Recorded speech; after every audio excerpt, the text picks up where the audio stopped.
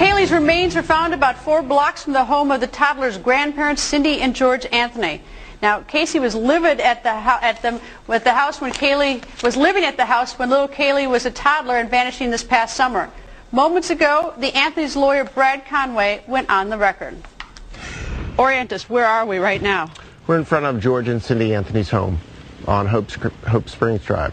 And you represent George and Cindy? Yes. You don't represent Casey? No, I do not. Or anybody else in this case? No, I do not. Just George and Cindy Anthony. When I pulled up a little while ago, I saw Cindy outside, and I've been in the home a couple times, and it just I did a sort of a cordial, "Hey, Cindy, how you doing? You okay?" And she looked over and she shook her head no at me and put it down. Something was obviously going on. I could tell some event had happened. What's going on? We talked about this earlier. There are a lot of people that have shown support for the Anthonys, but there are a small percentage of people that are hateful and mean, and they don't hesitate to express that. Well, we heard when we came up that the police had been there, though. What was that all about? Greta, I don't want to go into that right now. That's something I want the police to handle today. Okay. Was it related to the investigation, or is it sort of a collateral issue? It is not related to the investigation, no. Okay. Not related to the murder investigation? Correct. This is quite a display. Yes. I take it you've been here before, you've seen this? Yes. How long has this been up? This has been up starting when they found the remains. And a week after that, they identified her as Kaylee. And originally, it was down on the corner. This is where they recovered her body. How far off the road from here? About 30 to 40 feet. Have you actually been, I realize it's a challenge for you, but have you been back there and taken a look at that? No, and you know what, Greta, it's not.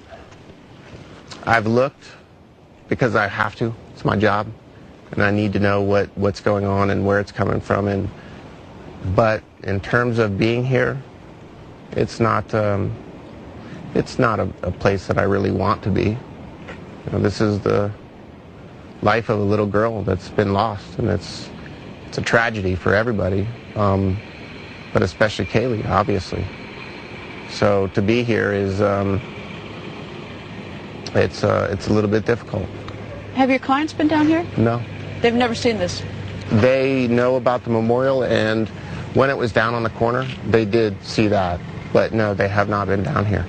Just so you know, there have been how many searches of the grandparents' home? 3 warrants.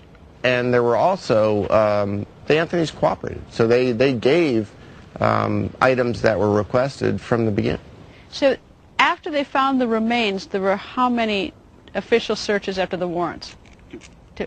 And in those 2 searches, did they pull any rolls of duct tape out of the house or garbage bags, as far as you know? No, not as far as I know. Is it that you couldn't read the inventory sheet, or you don't recall, or the part that I could read did not have duct tape, but there's about a page that's illegible. Do you know if there were clothes in that bag with the remains? No, I don't. I don't know. Were your clients ever asked about anything in that bag? No. I have to assume that there was clothing in the bag because I know that they were trying to match that with items taken from the Anthony's home. Have you been told what Casey's reaction was when she was told the remains had been found, and then when the remains had been identified? No. I mean, all I know is what was reported, and what is on TV every night is, in many cases, so unreliable it's hard to even watch. How about your clients when they were told? Must have been rough. It was terrible. It was terrible.